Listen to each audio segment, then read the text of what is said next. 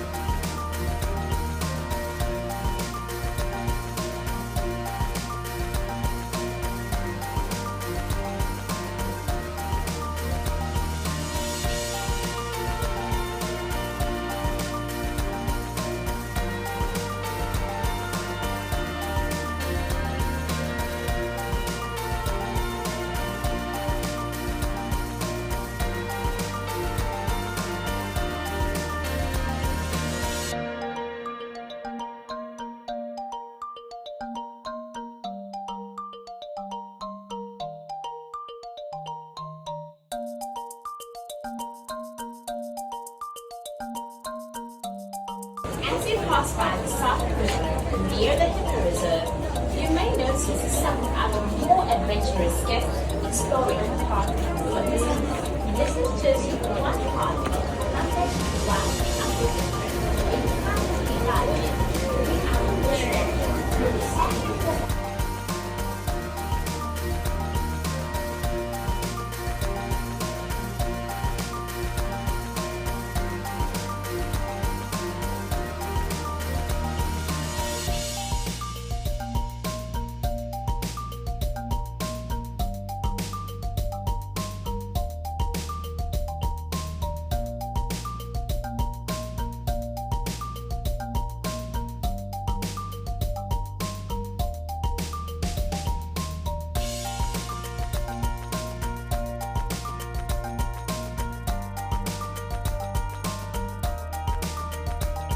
Please have children and valuables unloaded before you reach our stroller parking area.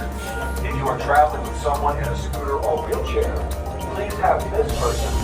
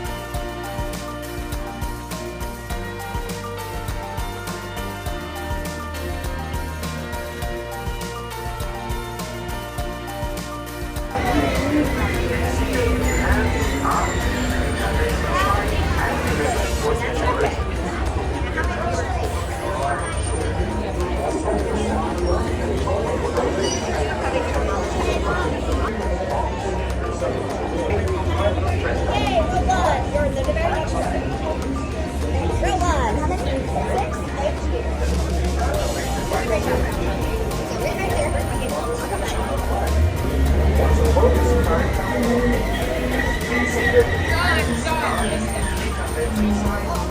want you in front of me.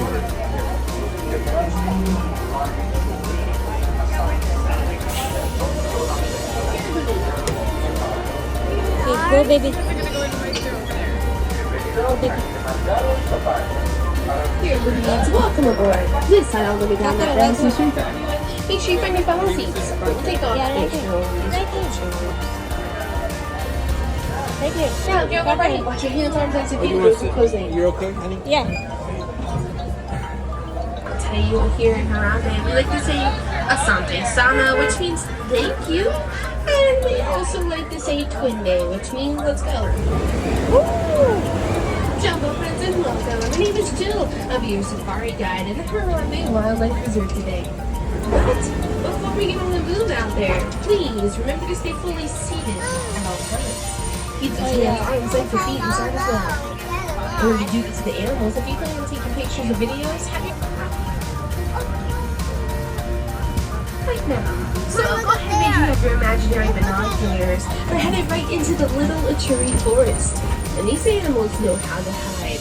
So we are looking far and wide to find them.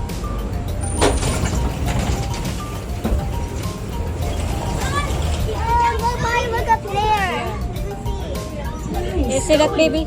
To the left, There's you something see there. what's called a bongo. I see it right Ghost there. of the forest. We'll tiptoe around and use Yeah, our horns to right keep from getting there. caught in their See over there, surroundings. Catherine? See? They're a really good hider as well, and the stripes on their back help them look like rays of sun as they walk around. But while they stand still, they look like zebra pans. They're actually related to giraffes. And back to our left is what we call a greater kudu. We can tell that those are females because they don't have horns. Males will have long spiral horns so they can tell them apart. But you might have seen them standing really still. They like to listen to their surroundings and make sure the coast is clear before they move. If it's not, they'll Let's jump see in the and rhino pound there. to evade their predators. But to our left is a black rhino all the way in the back.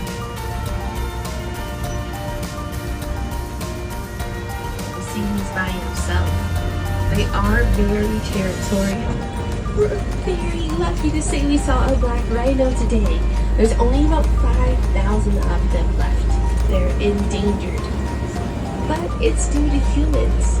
They often go and poach their horns, which are made of keratin like our fingernails and hair. There's no purpose of it for us, and we put in a lot of efforts to help stop that poaching, but for some reason it still happens today. Pretty unfortunate for those guys. But I do believe he was our last one here.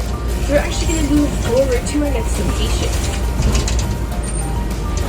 Now go ahead and swap those binoculars for goggles. We're headed to the Zali River. We're going to turn our attention to the water for whatever we can find.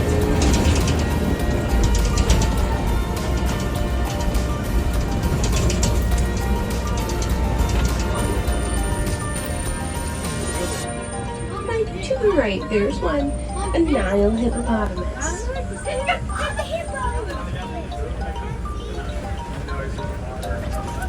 To the water. We may find some more. Well, those big white birds down there are pink-backed pelicans. During mating season, their skin turns pink and they lift up their wings to show it off to each other.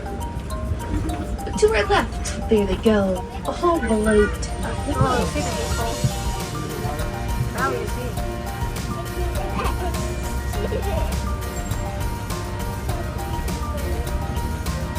Not yes, and bloat. That's what a group of them is called. But these guys is usually how you find them.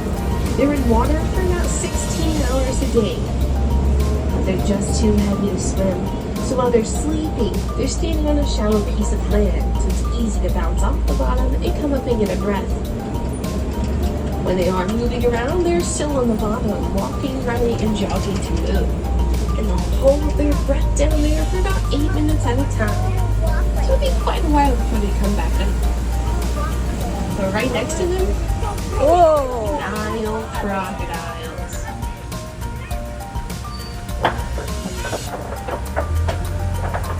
Here, see, Catherine, right here. Please have over there too.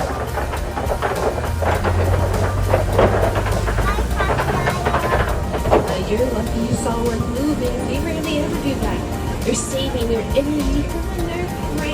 next to them. And those guys were no joke. They're able to eat up to half of their body weight in one sitting, while weighing about 500 to 1,600 pounds themselves. But thankfully, we kept going forward. We'll go ahead and take those goggles off, because we're headed into the wide open savanna. Out to our left, you'll see those animals immediately. They don't blend in, because they can't.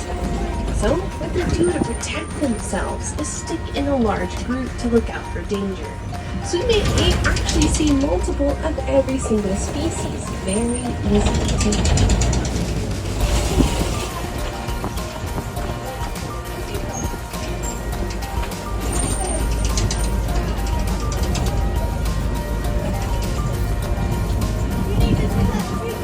Our first one's actually to our right, a zebra. Behind all the bark back there. We'll see a white underbelly, thicker, wider stripes. That's a Heartland Mountain zebra. Every single one has unique stripes, so the families can identify them, but so do each of their species. And of course, the tall one out there, that is a Maasai giraffe. But we're gonna try and get ourselves a little closer.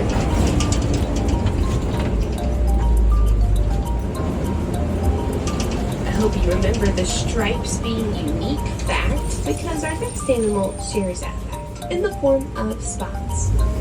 Out to our left in the rock cave are African painted dogs.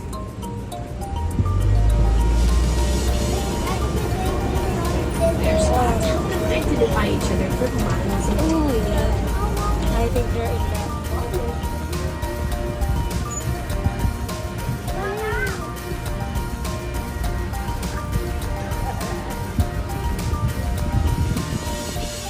They'll be in a pack of 30 at a time, chasing their prey to wear them out. Right next to them are sable antelopes. One of the only antelopes who fight back against their predators. They use the horns on their head to do so. No matter what comes their way, they'll never back down from a fight. So, if you saw that Harambe sign before we came in, you may have seen them on there. They are the symbol of our reserve. We never like to back down for these animals' conservation, whatever comes our way, too.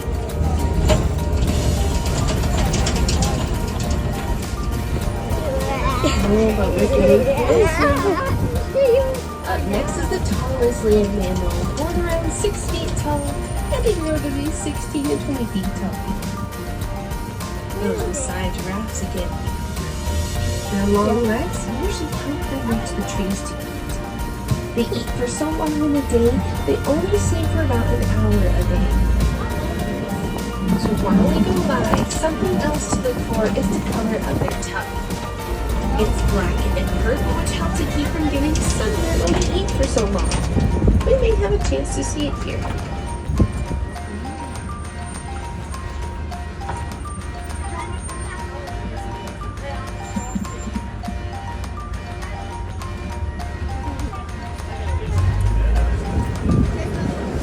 Maybe not.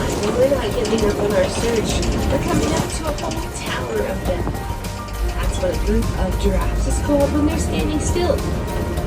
When they're on the move, they're called a journey, because they'll be headed to their next destination. But there's a few other animals among them as well. If you see any gray guys to the right, those are wildebeest, traveling in the largest herd of 1.5 million. These two tan ones are emu. They're another one we're really lucky to see today because they're endangered too. There goes that tongue.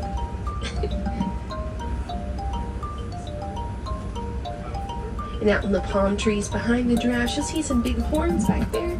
Those are Ankole cattle. Their horns range about 6 feet in length on their heads, but it's made in a honeycomb structure.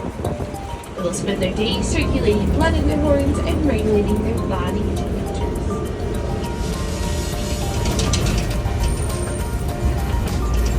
You get one more slow glance at them Venus trees. But while we pass the tall, guys, one more time. With all these big fallen trees, it looks like we're coming up to something much larger in size.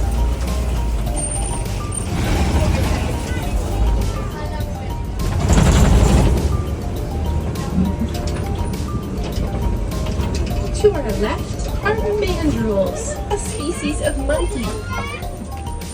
And to the right is an African elephant.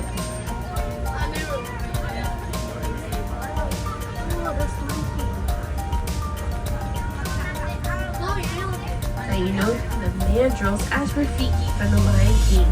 That's what he was based off of. They're the largest species of monkey in the world, and a grown male can reach about 100 pounds. But to the right, there he goes again.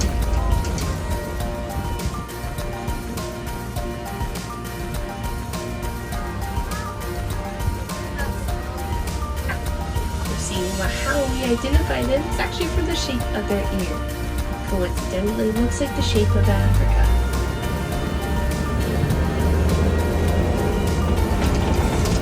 And those ears were definitely flapping. That was them cooling their bodies off by 10 to 15 degrees. They have a lot of blood vessels in their ears.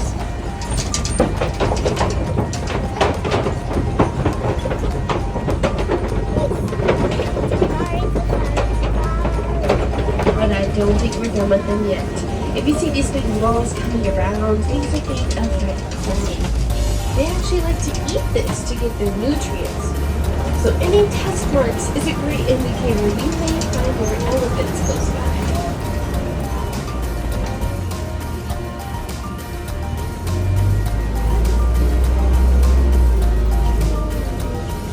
Here we go, out in the left corner by the rocks.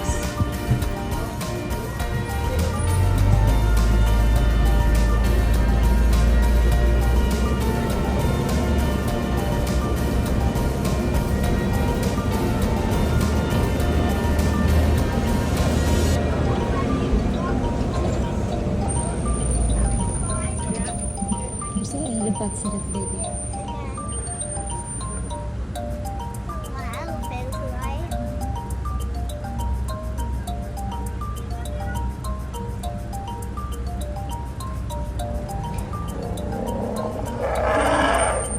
Oh my gosh. Uh-oh. Uh-oh. Uh-oh.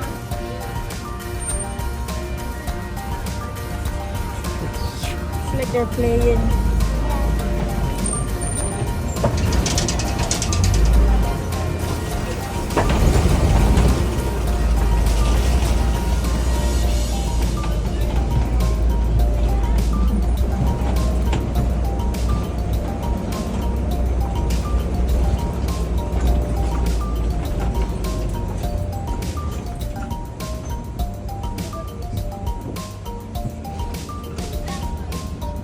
And you don't hear that very often. When elephants are together like that, they're usually communicating in vibrations, and they send out the ground. They can be heard and understood by another one from up to 5 miles away. They use it to communicate with each other like you and I, or they use it when there's dangers in the distance to warn each other of what's around without announcing themselves. So it was kind of a lucky sound to hear from those guys. But coming up next, see them. The much more feathered friends are the greater flamingos. They're big, lots of fun. Yeah. They're gonna look a little different than you remember. They are the largest and lightest pink of their species. No matter how much fried shrimp or beta keratin they eat, they'll always be passed out like this.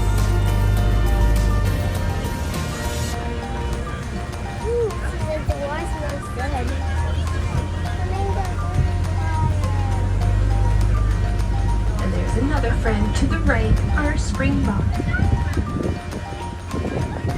They're so small, they can go a few years without drinking from a water source. They get their water from the vegetation and sometimes pet.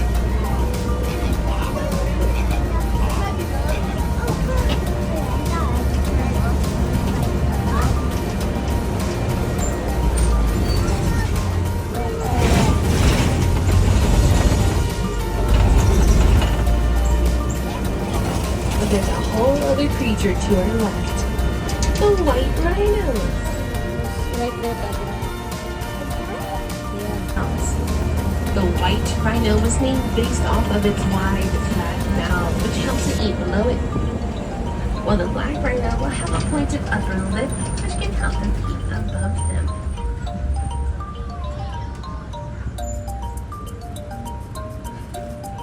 And here, you'll see a baby with the mom. They grow to be quite large, about 4,000 to 5,000 pounds in size. Right next to them on the hill, in the very left corner, you'll spot 2 cheetahs there. Right in the very left side.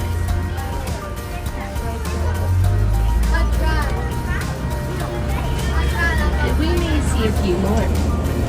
Cheetahs are the fastest landing animal and reach 60 to 80 miles per hour in speed. But doing so does exhaust them. So then they lay down like a friend in the right back corner. They use those spots as camouflage to keep from being detected while they're in vulnerable state. The only big cat here. These rocks are called kaming. They are a large rock formation, large animals use as a lookout. So they could be out there. But I know you feel the heat outside, and these guys do too. Lions actually lack sweat glands on their bodies, so they can't handle heat. They try and sleep it off in shady spots throughout the day and save their energy for nighttime when they go hunting. It could be why we're having a hard time finding them.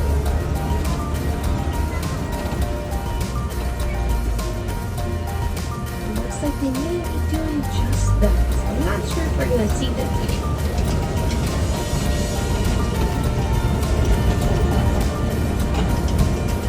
But there's still one animal we're searching for.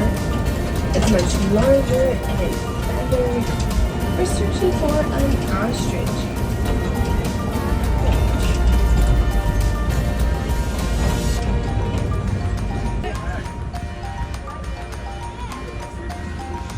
Since they're the largest bird in the world, they have one of the largest bird eggs, weighing 3 to 4 pounds. Even There's a boat in that. it's Nigerian dwarf goats.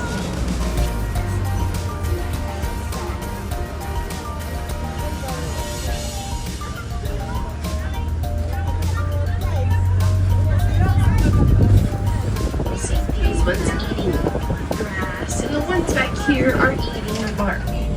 That's pretty impressive for them. They're born without an upper set of teeth.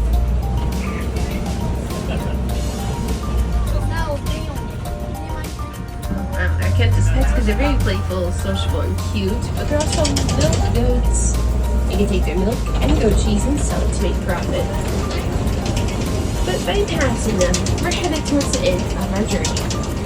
So, if you heard any cool facts, gotta get photos of the animals, do a big favor. Go home and spread awareness about them.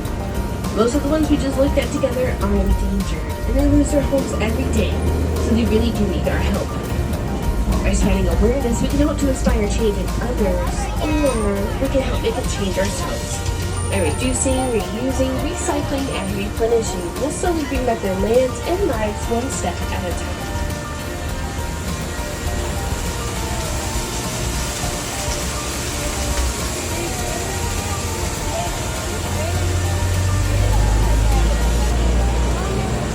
Now, it could be way easier than you may be thinking. It's as simple as throwing a plastic water bottle in a recycling bin while you're at the park today. Every small step you take adds up to be something much larger in the end for both the animals and ourselves, because we do share the land together. But go ahead and make sure you have all of your belongings, because we are almost there. If I had any wilderness explorers on board, you're on Simba 1. Simba 1 on page 15 of your book, and your badge will be right along this exit path as you leave.